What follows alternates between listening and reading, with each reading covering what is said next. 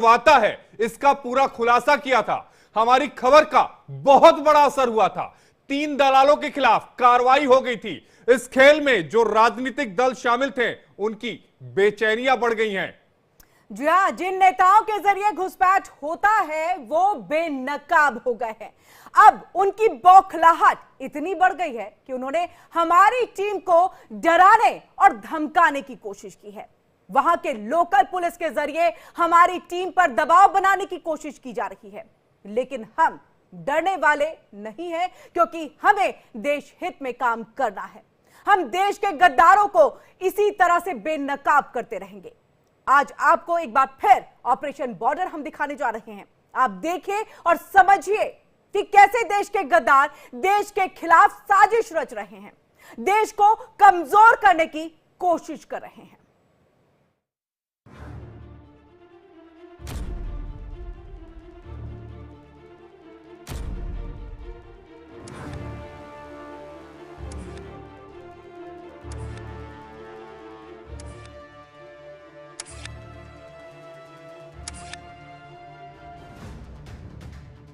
इन तस्वीरों को गौर से देखिए। ये इंडिया दिल्ली के ऑपरेशन बॉर्डर की तस्वीरें हैं।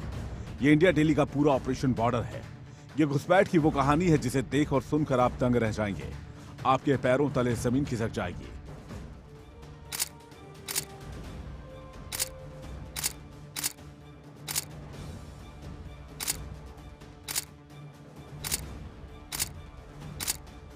आप ये सोचने पर मजबूर हो जाएंगे कि कैसे देश के गद्दार देश की सीमाओं पर साजिश कर रहे हैं।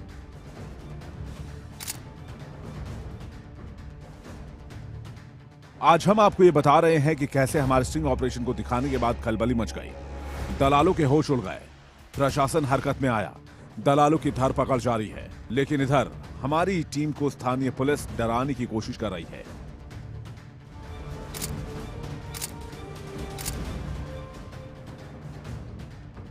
दलालों के दबाव में वहां की लोकल पुलिस हमारे टीम को फोन करके धमकी देने की कोशिश कर रही है। ये दबाव बना रही है कि हम सामने झुक जाएं।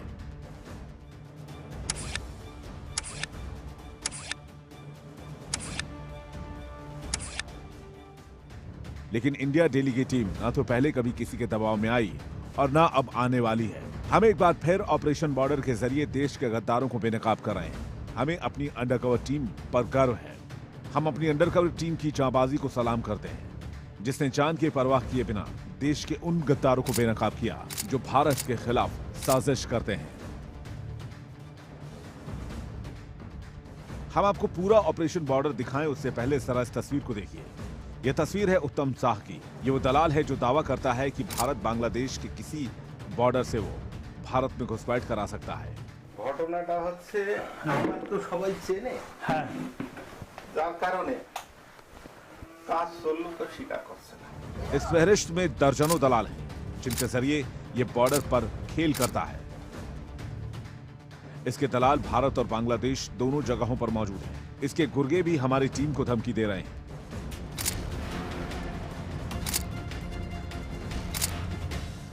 लेकिन हम उत्तम साह को बता देना चाहते हैं कि इंडिया दिल्ली की टीम ना डरी है और ना डरेगी। हम इसी तरह देश के गद्दारों को बेनकाब करते रहेंगे। इसलिए आज एक बार फिर से इन गद्दारों की कारस्तानी हमने अपने दर्शकों को एक बार फिर दिखाने का फैसला किया है।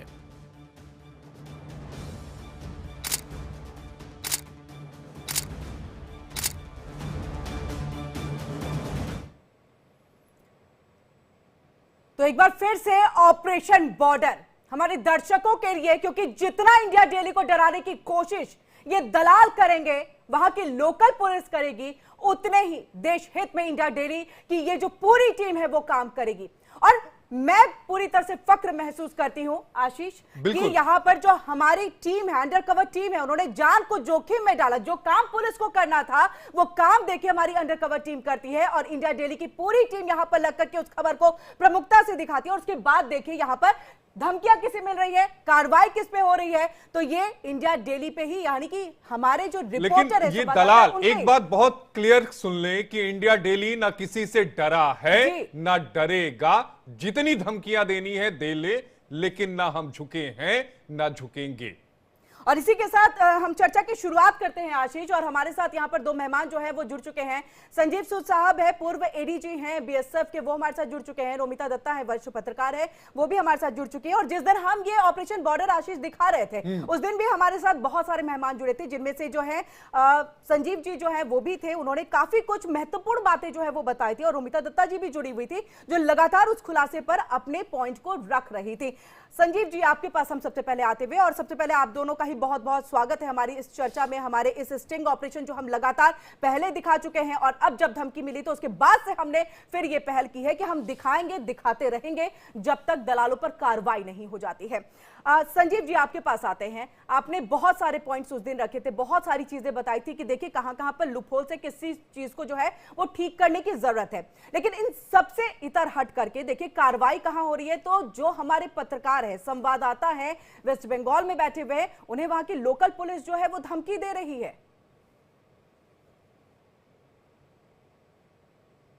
तो मेरे ख्याल में अगर वो लोकल पुलिस आपको धमकी दे रही है तो उनके खिलाफ आपको कानूनी कार्रवाई करनी आवश्यक है।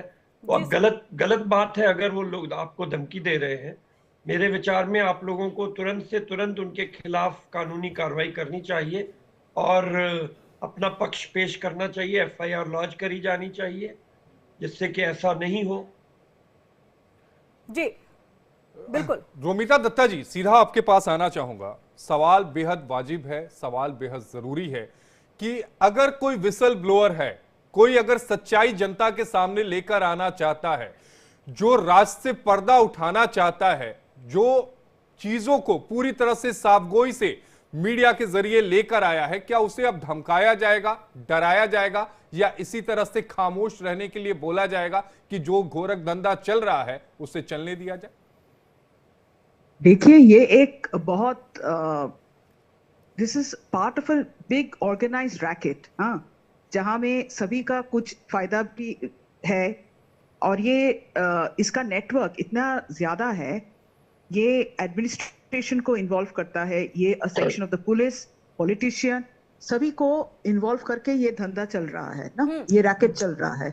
ये इन्फिल्ट्रेशन का है, क्योंकि ये जो इन्फिल्ट्रेटर्स आ रहा है, हम लोग का सामने क्या है, फ्रंट मैन है ये दलाल, फ्रंट मैन है ये टाउट्स, जिन लोग इन लोग को ले आ रहे हैं in exchange of some money, in exchange of not some money, huge money maybe, some in thousands. पर like who are protecting this touts?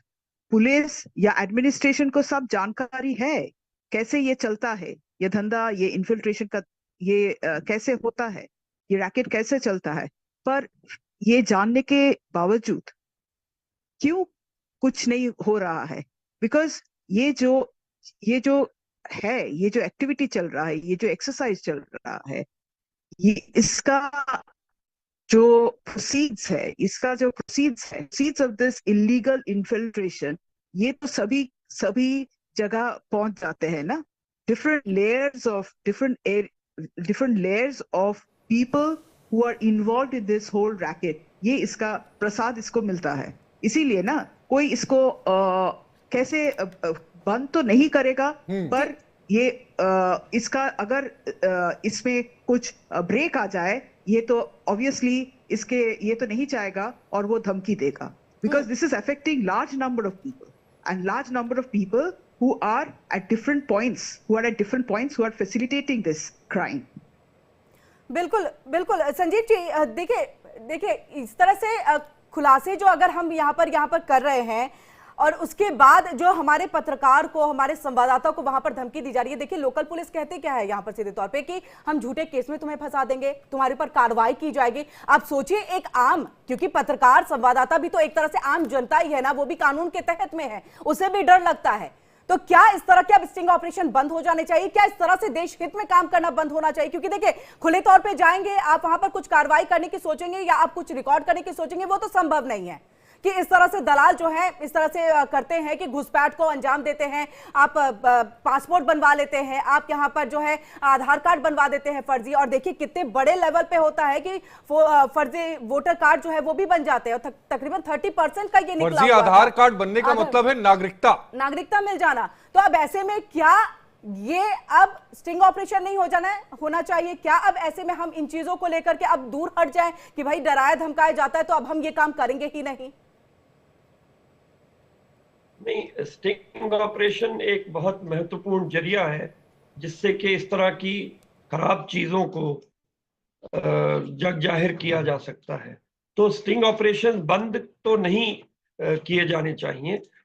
आप मेरे ख्याल में जब ये आपने स्टिंग ऑपरेशन को ओपन कर दिया है तो ये पब्लिक डोमेन में है, और पब्लिक डोमेन की जो भी एविडेंस है वो आप जब अगर पुलिस आपको धमकी दे रही है वो भी बिल्कुल गलत है।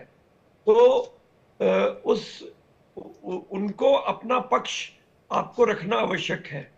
अगर आप अपना पक्ष वहां नहीं रखेंगे तो फिर उसको केस को एस्टैब्लिश करके जो इसमें कल्प्रिट्स हैं उनको कैसे कानून। संजीव जी, हम अपनी बातों को रख रहे हैं, हम अपना पक्ष को रख रहे हैं, लेकिन सवाल यह भी उठता है कि जब इतना बड़ा स्टिंग ऑपरेशन हमने किया, हमने ये बताया कि किस तरह से बॉर्डर पार घुसपैठ होती है, किस तरह से बांग्लादेशी यहां पर आते हैं, उनके राशन कार्ड बन जाते हैं, उनका आधार कार्ड बन जाता है, उनका पासपोर्ट बन जाता है, वो भारत के नागरिक अपने आप को कहने लगते हैं। लेकिन इतना खुलासा के बाद भी क्या बॉर्डर पर उस मजबूती से कार्रवाई हो पाएगी क्या? नहीं, बॉर्डर पे तो देखिए ना, बॉर्डर पे बीएसएफ है, बीएसएफ अपनी कार्रवाई कर रही है। मेरा ये आपसे कहना है कि जो भी आपके स्टिंग ऑपरेशन में जो भी बातें रिकॉर्ड हुई हैं वो आप लोकल पुलिस को, या अगर आप लोकल पुलिस से आपको शक है तो you can hand over those recordings to CBI या किसी सेंट्रल गवर्नमेंट एजेंसी को हैंड ओवर करके, जिससे उसके ऊपर प्रॉपर इन्वेस्टिगेशन की जाए। बिना उसके तो आगे की कार्रवाई, मैं बिल्कुल सहमत हूं आपसे कि स्टिंग ऑपरेशन करने वालों को धमकी देना बिल्कुल नाजायज है, बिल्कुल गलत है, बिल्कुल इलीगल है। और जाहिर है जिनके इंटरेस्ट इसमें अफेक्टेड हैं वो लोग नहीं चाहेंगे कि ये एक्सपोजर हो। लेकिन संजीव जी, आपको नहीं लगता कि ये राज्य सरकार की जिम्मेदारी बनती है कि राज्य सरकार स्टिंग ऑपरेशन मांगे? आप जो डिटेल चाहिए वो डिटेल इंडिया डेली देने के लिए तैयार है, पहल तो करनी होगी ना। चीजें हम सब कुछ रखने के लिए तैयार हैं, लेकिन इच्छा शक्ति भी तो होनी चाहिए ना।